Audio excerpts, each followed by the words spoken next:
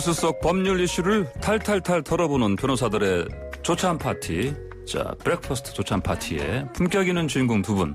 최단비 변호사 나오셨고요. 안녕하십니까? 안녕하세요. 네, 또 구정물 변호사 함께 하십니다. 안녕하십니까? 안녕하세요. 구정물 변호사입니다. 네, 자, 조찬 파티에 자, 만난 에피타이처 주제부터 만나보죠. 자, 만난지는 모르겠습니다. 실제로.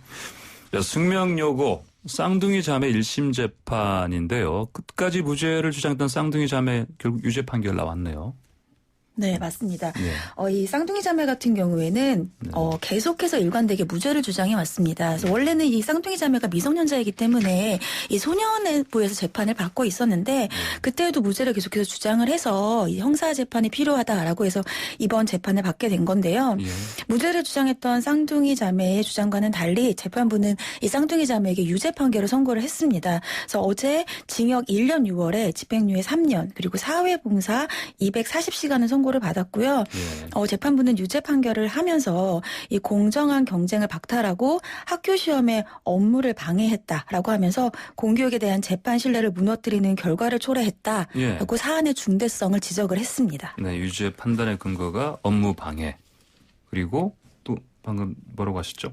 업무 방해이고요. 혐의는 공교육의 신뢰를 무너뜨려서 사안이 굉장히 중대하다라고 판단을 했습니다. 공교육의 신뢰를 무너뜨렸다. 근데 재판 제가 그 한번 판결문을 좀 일부를 봤는데 약간 제가 좀 이해하기 힘든 부분이 있더라고요, 보니까요. 그래서 이를테면 일정한 범죄 사실을 유죄로 인정한 판단을 이 사건에서 채용하기 어렵다고 볼 사정을 발견할 수 없다. 이 부분인데 이게 무슨 말입니까 이게? 사실 그 부분이 이제 아마도 아버지 판결과 관련한 부분 언급한 것 같은데요. 그러니까 원래 이제 관련 사건이 있을 경우에는 관련 사건에서 인정된 사실관계가 있지 않습니까? 그게 대법원까지 확정이 되게 되면 거기서 인정된 사실관계는 일단은 유력한 증거가 되는 것입니다. 그래서 이 사건에서도 사실은 겹치는 부분이 굉장히 많기 때문에 거기서 인정된 사실이 아니다라고 주장을 하려면 그걸 배척할 만한 특별한 어떤 다른 사정, 별도의 증거 같은 게 있어야 된다라는 게 법원의 기본적인 판례 입장인데요. 그런 특별한 사정이나 별도의 다른 증거가 없기 때문에 결국 기존의 아버지 판결에서 인정된 사실을 배척할 만한 사정이 없다라는 어려운 말로 표현을 한 것 같은데 결론적으로는 아버지 판결과 달리 볼 다른 특별한 사정이 없다. 이런 말을 한 것으로 생각이 됩니다. 그나저나 참 얘기 나온 김에 판결문 요즘도 이렇게 좀 긴 문장으로 이렇게 많이 나옵니까? 네, 아무래도 제가 체감하기에는 아직 많이 바뀌지는 않은 것 같습니다. 물론 이제 형사 판결 같은 경우에는 과거에 훨씬 복잡한 구조였는데 요즘 많이 간소화가 된 것은 맞습니다만 문장 자체는 아무래도 판사님들께서 엄밀하고 정확한 문장을 추구하시다 보니까 부득이 긴 면들이 계속 좀 있는 것 같습니다. 제가 예전에 저도 기자생활 초기 때 법원 들면서 판결문 보면은 한 문장이 한 페이지 그냥 넘어가고 두 페이지 가기도 하고 그런 걸 좀 많이 봤거든요. 그런 건 지금은 좀 없겠죠? 그건 확실히 좀 예전보다 덜한 것 같습니다. 그런데 아직도 가끔씩 다 그렇지는 않지만 중간중간에 예컨대 그 이유들을 설명하는 과정에서는 하는 점 하면서 굉장히 긴 문단이 가끔씩 등장하긴 하는데 전보다는 분명히 좋아진 것 같습니다. 그렇군요. 자, 다시 본론으로 돌아가서요. 아버지인 교무부장 현 씨는 3년형 받고 지금 복역 중이죠? 네, 맞습니다. 그러니까 아버지 교무부장 현 씨는 지금 현재 징역형 3년 받아서 복역 중이고요. 아버지 현 씨가 지금 현재 복역 중이라는 것이 사실은 이번 이 숙명여고 쌍둥이의 형량에도 반영이 돼 있어요. 그러니까 미성년자이고 여전히 미성년자이고 또 같은 혐의로 아버지가 실형을 받고 있기 때문에 그래서 이제 징역형의 집행유예를 선고하겠다라고 해서 아버지의 형량도 사실은 이번 형량에 반영이 된 부분이 있습니다. 네. 근데 이번에 보니까 이 선고 나온 다음에 그 쌍둥이 측 변호인이 이런 말을 했어요.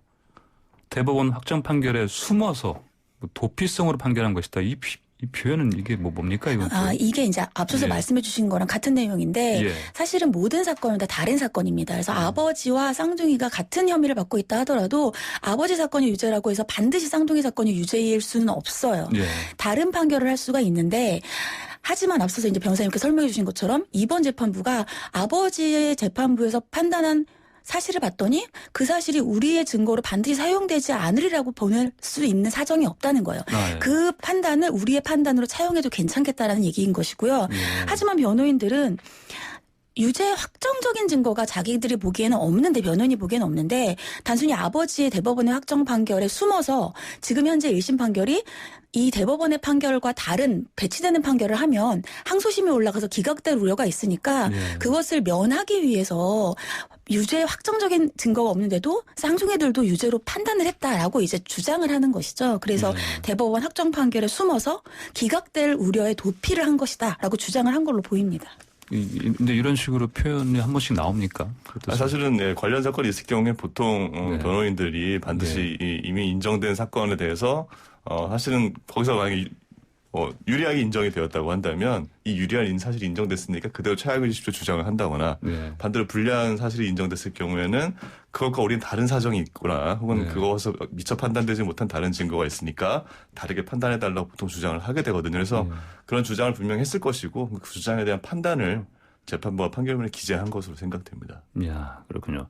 자, 그럼 쌍둥이 자매 항소할까요? 글쎄, 일단 제 생각에는 항소를 하지 않을까 싶고요. 일단 언론 인터뷰를 통해서는 변호인이 당사자 본인들하고 상의를 한 다음에 결정을 하겠다고 했습니다만, 사실, 이 집행유예형이라고 하는 게 어떻게 보면 가벼워 보일 수도 있지만 사실은 법적으로 양형 기준에 봤을 때 굉장히 중한형이기도 하거든요. 특히 이제 또 판결문에 기재되어 있는 부분들을 보면 양형 사유에서 미성년자라는 당신 사정이라든가 아니면 이미 퇴학 조치까지 받았다라는 어떤 그런 것도 언급이 되어 있고 또 특히 이제 유출 자체에 직접 관여할 정황은 없는 것이 아니냐 유출된 것을 나중에 이용했을 뿐이지 않느냐 이런 것들이 적시가 되어 있거든요. 그러니까 그런 것을 비춰봤을 때는 이제 변호인 입장에서는 충분히 이런 것을 고려했을 때는 양형이 좀 과다한 것이 아니냐라고 주장할 여지도 있어 보여서 항소를 할 것으로 아마 생각이 됩니다. 하긴 이제 끝까지 사실 쌍둥이 이 자매는 그렇게 얘기했지 않습니까? 무죄다 얘기를 했었고. 근데 재판부에서는 그동안에 이를테면 그 성적이 중상위권에서 갑자기 1등으로 둘 다 1등이 됐지 않습니까? 그런 부분을 봤을 때도 여러 가지 정황을 봤을 때 이건 분명히 유출이 맞다 이렇게 판단한 것 같은데요. 근데 한 가지 저는 사실 이야기 나온 김에 하필 아버지가 재직하시는 학교에 또 딸들이 갔지 않습니까? 이게 사실은 이 케이스만 가지고 사실 일반화할 수는 없겠지만 다른 학교들에서도 사실은 보면은 이제 부모가 선생님이고 자녀가 학생인 것도 있거든요. 네, 있죠. 이런 것들도 사실 제도적으로 좀 보완이 필요하지 않나 이런 생각이 또 들기도 했어요. 그러니까 사실은 이때 그 얘기가 굉장히 많이 나왔어요. 그러니까 부모가 이제 선생님으로 있는 경우에 자녀들의 성적에 영향을 미치면 안 되는 건 당연하지만 미칠 수 있는 우려가 있다라는 사건들이 이제 있기 때문에 그러한 같은 학교에 재학하지 못하도록 하는 그런 좀 제도가 필요하지 않나라는 지적들이 있었고요. 아직까지 그 제도가 시행되거나 본격적인 논의가 되고 있지는 않는 것 같습니다. 그러니까요. 그렇죠. 저도 이제 제도 개선이 필요하다는 것이 얘기가 됐었고 어느 정도까지 보완이 됐는지 모르겠습니다만 아마 그때도 이런 논의가 있었던 걸로 생각됩니다. 그런데 이제 시골 같은 경우에 학교가 거의 없기 때문에 부모가 학교에서 교사라는 이유만으로 10km 밖에 있는 학교까지 갈 수는 없지 않겠느냐. 반면 서울은 그렇지 않으니까 지역별 형평에 맞게 어떤 가이드라인이 필요할 것 같다. 그런 얘기들이 됐었던 걸로 생각이 됩니다. 그러니까요. 사회적으로 여러 제도를 보면 이른바 제척이라고 해서 아예 이렇게 관련자는 아예 그 어떤 관련된 사안에서 빼는 그런 제도들이 많이 있지 않습니까? 근데 유독 학교에는 이것이 아직까지도 개선이 안 되는 부분이 있어서 앞으로도 사실은 이런 비슷한 사례가 나오지 말란 법이 없지 않습니까? 네, 알겠습니다. 자, 끝까지 무죄를 주장했지만 유죄 판결을 받게 된 또 한 사건의 주인공 조찬 파티의 두 번째 주제 만나보겠습니다.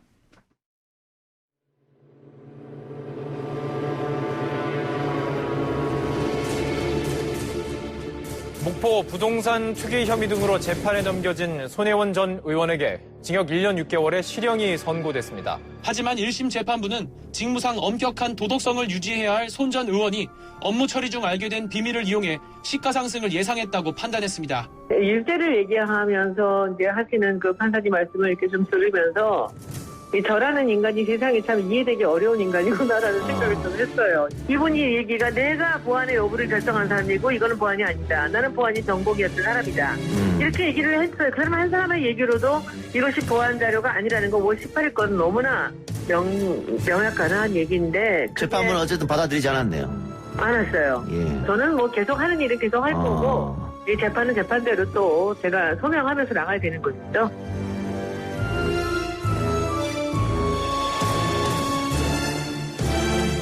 네, 1심 재판에서 결국은 유죄 선고받은 손혜원 전 의원 관련해서 뭐 리포트 들으셨고, 그다음에 또 어제는 저희 YTN 라디오에 그 이동영 정면 승부에서 인터뷰를 직접 했나요 보니까. 자, 법원이 유죄를 선고했는데, 손 전 의원이 법정 구속을 면해서 뭐 형평성에 또 어긋난다는 지적도 나오고 있고요. 자, 재판부가 실형 선고 시에 법정 구속하지 않는 경우는 드물다고 하는데 뭐 어떻습니까? 사실 뭐 꼭 드물다고 단정하기 어렵습니다. 저희 뭐 개인적인 경험에 비춰보더라도 사실은 이 변호사들이 형사 사건을 많이 하는 변호사들은 가장 기억에 남는 순간이 자기가 변호했던 피고인이 바로 법정에서 구속되는 걸 직접 보는 게 가장 어떻게 보면 변호인으로서는 좀 안타까운 상황일 수 있기 때문에 그걸 굉장히 신경을 많이 쓰게 되는데요. 아무래도 요즘 최근에 법원의 경향을 봤을 때는 법정 구속을 일단 면하게 해주는 경우도 꽤 많고요. 가장 큰 이유는 이제 방어권을 부정하기 위해서입니다. 그래서 뭐 비록 1심 판단에서 유죄라고 보았지만 사실 뭐 충분히 더 다툴 여지가 있을 수도 있고 또 굉장히 쟁점이 많은 사건인 경우에는 피고인이 2심에서도 다툴 기회를 주기 위한다는 차원에서 법정 구속을 면하게 하는 경우도 꽤 많아서 제 개인적인 경우도 꽤 많습니다. 그래서 이것이 꼭 바로 특혜다. 라고까지 단정하기는 어려울 것 같습니다. 어떻게 보십니까? 뭐 그런 경우들이 있죠. 근데 이제 이번에 지적이 나왔던 것이 제가 보기에는 뭐 손혜원 의원에게 특혜를 줬다라는 지적이라기보다는 재판부가 어떤 재판부에서는 법정 구속을 실형을 선고하면서 하고 어떤 재판부에서는 방어권 보장이라는 차원에서 법정 구속을 안 하고 그렇다고 한다면은 이게 물론 판사들마다 각각의 재량이 있어야 되는 건 당연하지만 일반 이 재판을 받는 사람의 입장에서는 예견 가능성이라는 게 있어야 되는데 그런 것이 없다는 것에 대한 문제의 지적이라고 저는 생각을 합니다. 예. 이분이 만약에 뭐 전 국회의원이 아니었고 이를테면 어떤 뭐 말단 어디 뭐 구청이나 아니면 군청의 공무원이었다. 그랬어도 이렇게 방어권 보장해주면서 이렇게 법정 구속면 했을까요? 그러니까 그 부분은 단정하기 어려운 부분이긴 한데 저도 개인적인 경험은 실제로 뭐 대단하지 않으신 분들도 실형 선고되는데 법정 구속 면한 경우도 제 개인 경험도 꽤 있기 때문에 사실 언론에 나오지 그런 사례들은 나오지 않기 때문에 다르지도 않죠, 뭐 아예 뭐. 그렇죠. 근데 어쨌든 법원이 판사의 재량으로 남겨진 부분이어서 최 변호사 말씀하신 것처럼 어떤 좀 분명한 기준이 있어야 되겠다라는 생각이 분명히 드는데 어쨌든 현재 재량에 의해서 좀 되고 있고 대체로 피고인의 방어권 보장에 충실해야 된다는 견해를 가진 판사님들은 자기가 맡은 사건의 대부분 그렇게 하는 것 같고요. 그렇지 않은 판사님들은 자기가 맡은 사건의 대부분 또 법정 구속을 하는 식으로 하는 것 같습니다. 네, 그렇군요. 자, 재판부가 조카 명의를 빌려 건물을 산 이 부분을 사실상 뭐 차명 부동산 이렇게 판단한 걸 봐야 되겠죠? 그러니까 손혜원 전 의원이 받고 있는 혐의가 크게 두 가지인데 그중에 이게 부동산 실명법 위반과 관련된 것이고요. 자신이 사실상 소유주인데 조카의 명의로 그 부동산을 취득을 했다는 거죠. 그 근거가 매입 과정, 매입 계획 그리고 이 수리할 때 투자 비용 세금을 다 손혜원 전 의원이 냈습니다. 그렇기 때문에 사실상 명의만 조카의 것이다라고 이제 판단을 한 것으로 보입니다. 아하. 근데 그 쟁점이 손 전 의원이 국회의원 활동 당시에 얻게 된 도시재생 사업계획 자료 그 비밀성 여부 아닙니까? 이제 손혜원 전 의원 측은 뭐 이게 사실은 이미 뭐 노출이 된 그런 사실이기 때문에 이게 보안 자료가 아니다 하면서 이제 이거 비밀 아니다 이렇게 맞섰었는데 재판부는 사실 이거럼 인정을 안 한 겁니까? 어떻게 봐야 됩니까? 사실 그 판결을 보면은 그러니까 일단 검찰이 기소한 내용에서는 손 전 의원이 2017년 5월 18일에 이제 목포시의 한 커피 전문점에서 처음 이 도시재생 계획자를 받는다라고 되어 있습니다. 그리고 2017년 9월 달에 또 실제로 도시재생 예산을 신청한다는 내용의 어떤 공모 자료도 받은 것으로 되어 있는데요.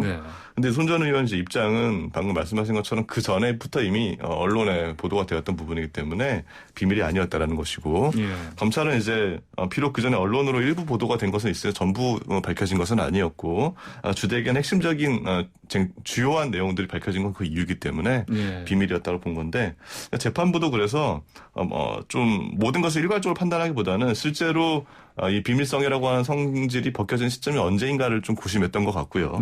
그래서 2017년 12월 이제 14일에 국토부가 도시재생 사업을 발표한 이후부터는 비밀성이 상실된 것으로 보아야 한다. 그래서 그 이전에 취득한 것들은 비밀성이 이제 이주된 상태에서 한 것이기 때문에 죄가 되겠지만 그 이후에 취득한 것들은 죄가 되지 않는다. 이렇게 나누어서 판단을 했습니다. 아, 그렇군요. 자, 그러면 손혜원 전 의원 측 즉각 항소 뜻을 밝혔습니다. 두 분이 많이 손 전 의원 변호인이시라면 항소심에서 이게 계속 다투어 볼 만한 거라고 보십니까? 네, 저는 상당히 다투어 볼 만한 항소심이다라고 생각을 하고요. 예.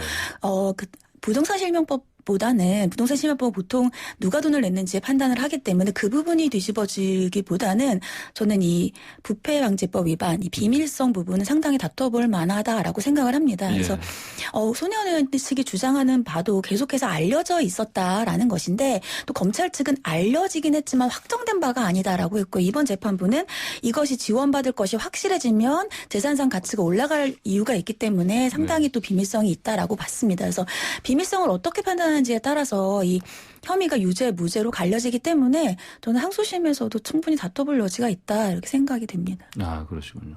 저도 비슷한 의견인데요. 일단 제 변호인 입장에서는 다퉈볼 여지가 있느냐 이전에 일단 실형이 선고됐기 때문에 네. 항소하지 않으면 바로 사실은 구속이 되는 거거든요. 그렇죠. 그래서 다툴 수밖에 없을 거로 생각이 되고요.